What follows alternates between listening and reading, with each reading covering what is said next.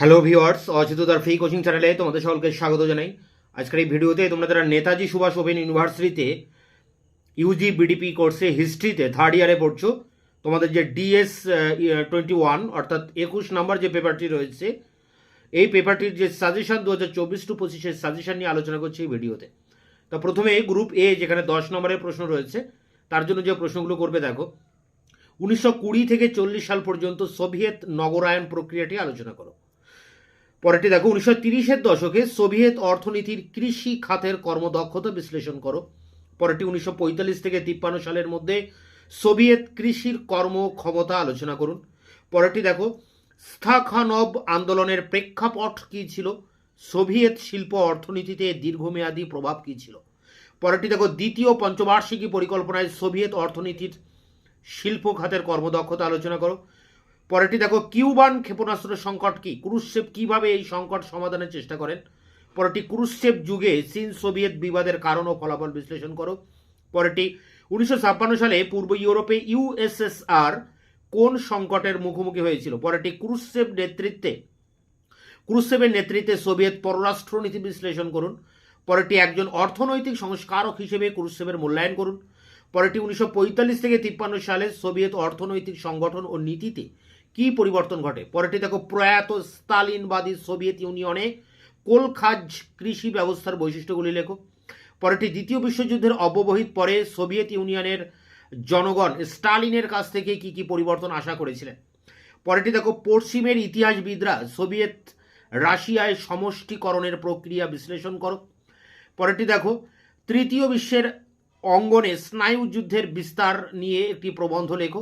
পরেরটি দেখো, Soviet Russia ও যুগোস্লাভিয়ার মধ্যে বিভক্তির কারণ ও ফলাফল লেখো। সোভিয়েত রাশিয়া পূর্ব ইউরোপের উপর নিয়ন্ত্রণ প্রতিষ্ঠা ও সুসংহত করার বিভিন্ন পদক্ষেপ নিয়ে আলোচনা করো। পরেরটি দেখো, পূর্ব ইউরোপে সোভিয়েতীকরণের ঐতিহাসিক বিন্যাস বিশ্লেষণ করুন। পরেরটি, 1945 থেকে 53 সময়কালের ঠান্ডা যুদ্ধের বিভিন্ন পর্যায়গুলি বিশ্লেষণ করো। পরেরটি, যুদ্ধকালীন কূটনীতি সম্পর্কে একটি সংক্ষিপ্ত প্রবন্ধ লেখো। পরেরটি, 1939 থেকে 41 সালে সোভিয়েত রাশিয়া ও নাৎসি জার্মানির মধ্যে অর্থনৈতিক সম্পর্ক আলোচনা করো। পরেরটি, মলোটভ রিবেনট্রপ চুক্তি স্বাক্ষরের পরপরই পূর্ব ইউরোপে সোভিয়েত আগ্রাসনের রাজনৈতিক, সামরিক ও নৈতিক প্রভাব বিশ্লেষণ করুন। পরেরটি, 1938 সালে মিউনিক চুক্তি স্বাক্ষরের পর সোভিয়েত পররাষ্ট্রনীতিতে কি কি পরিবর্তন ঘটে। পরেরটি, হিটলার ক্ষমতা আসার পর স্টালিন কিভাবে সোভিয়েত পররাষ্ট্রনীতির পুনর্বিন্যাস করেন। পরেরটি, 1953 থেকে 64 সালের মধ্যে ইউএসএসআর এর প্রধান অর্থনৈতিক ও জনসংখ্যাগত পরিবর্তনগুলি আলোচনা করে। পরেরটি, 1928 থেকে 53 সালের মধ্যে সোভিয়েত অর্থনীতিতে কি কি পরিবর্তন ঘটে। পরেরটি, দ্বিতীয় বিশ্বযুদ্ধের সময় সোভিয়েত জনসংখ্যার জীবন অভিজ্ঞতা ব্যাখ্যা করো। পরেরটি, সোভিয়েত শিল্পায়ন প্রক্রিয়ায় কেন্দ্রীকরণের মাত্রা বিশ্লেষণ করুন। পরেরটি, শিল্পায়নের প্রথম বছরগুলিতে সোভিয়েত শ্রমিকদের মজুরি, জীবনযাত্রা ও নিরাপত্তা সম্পর্কে আলোচনা করো। পরেরটি, দ্বিতীয় বিশ্বযুদ্ধে সোভিয়েত সাফল্যের পিছনে কমান্ড অর্থনীতির কি ভূমিকা ছিল। পরেরটি, 1934 থেকে 37 অথবা আসতে পারে 1928 থেকে 33, দুটো কিন্তু আলাদা আলাদা প্রশ্ন। সোভিয়েত পররাষ্ট্রনীতি ব্যাখ্যা করো। পরেরটি দেখো, এবং শেষ প্রশ্ন, সোভিয়েত ইউনিয়নের অভ্যন্তরীণ রাজনীতিতে এবং আন্তর্জাতিক কমিউনিস্ট আন্দোলনের উপর ডিস্টালিনাইজেশনের প্রভাব আলোচনা করো। তো এখানে ছিল 10 নম্বরের প্রশ্নের তালিকা। আসলে তোমাদের সিলেবাস অনেক বড়, এর ভিতরে এই সমস্ত প্রশ্নগুলো ইম্পর্টেন্ট মনে হয়েছে সেগুলো এখানে তুলে ধরলাম। এর ভিতর থেকে তোমরা নিজেরাই শর্ট সাজেশন করে নেবে, কিন্তু আমি এখানে সিলেবাস ওয়াইজ ইম্পর্টেন্ট প্রশ্নগুলো এখানে তোমাদের সামনে তুলে ধরেছি। গ্রুপ বি অর্থাৎ এখানে মার্ক 6, 6 নম্বরের টিকা প্রশ্ন আসবে। অসংখ্য টিকা রয়েছে। এখানে দেখো, টিকা লিখুন প্রোলেট কলট, বা আসতে পারে শোক খোঁজি, বা এনওটি বা এনটিআর, যে কোনোটাই আসতে পারে। এখানে কিন্তু অবলিক দেওয়া মানে আলাদা আলাদা প্রশ্ন।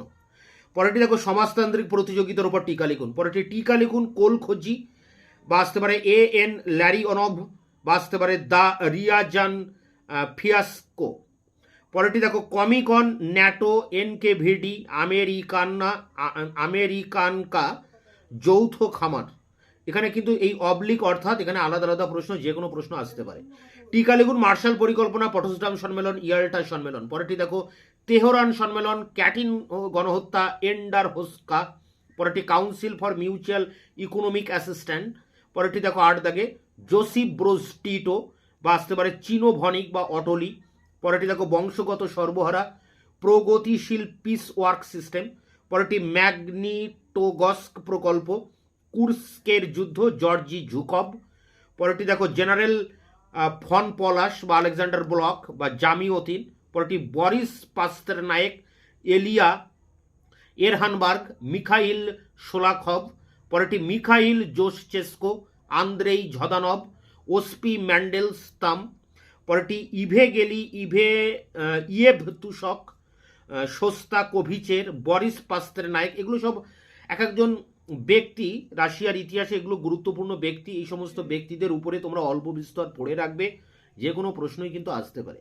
বিরাট কিছু পড়ার প্রয়োজন নেই, জাস্ট অল্প অল্প করে একটা বেসিক ধারণা রেখে দেবে এই সমস্ত ব্যক্তির উপরে, যাতে এখান থেকে প্রশ্ন আসলে তোমরা লিখতে পারো। দেখো পিলনিয়াক বা জামিওতিন, ডিজিগা ভার্টোভ, সর্গেই আইজেনস্টাইন, বরিস পিলনিয়াক, ভ্লাদিমির মায়াকোভস্কি, ইভজনি জামিয়াতিন। সমাজতান্ত্রিক বাস্তববাদ, ক্রুশেভের অধীনে স্টালিনাইজেশন প্রক্রিয়াটি আলোচনা করো। রিবেন্ট্রপের উপর টিকা লেখো। স্পেনের গৃহযুদ্ধের উপর টিকা লেখো। পপুলার ফ্রন্ট বা আসতে পারে 1938 সালের চেকোস্লোভাকিয়া সংকট।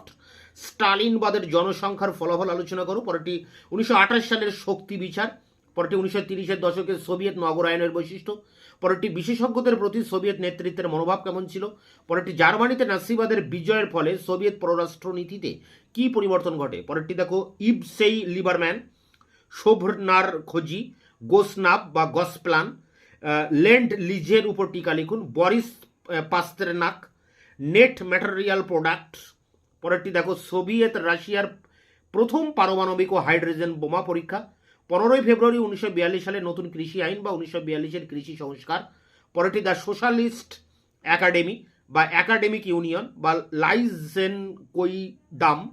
পরেরটি দেখো ইউরাল সাইবেরিয়ান পদ্ধতি, মোশেলুইন, পলিশ প্রশ্ন। শেষ প্রশ্ন রাশিয়ান আর্মি অফ লিবারেশন। এখানে অনেক কিন্তু প্রশ্ন রয়েছে, এর ভিতর থেকে বেশিরভাগ রয়েছে বিভিন্ন গুরুত্বপূর্ণ ব্যক্তিদের উপরে। এই সমস্ত ব্যক্তিদের উপরে তোমরা একটা বেসিক ধারণা রাখবে, অল্প বিস্তর পড়ে রাখবে। এখান থেকে অনেকগুলো প্রশ্ন পরীক্ষায় আসবে, তাই তোমরা এই প্রশ্নগুলো অবশ্যই দেখে রেখো। প্রতিটা প্রশ্নই কিন্তু ইম্পর্টেন্ট, যে কোনো জায়গা থেকে প্রশ্ন আসতে পারে।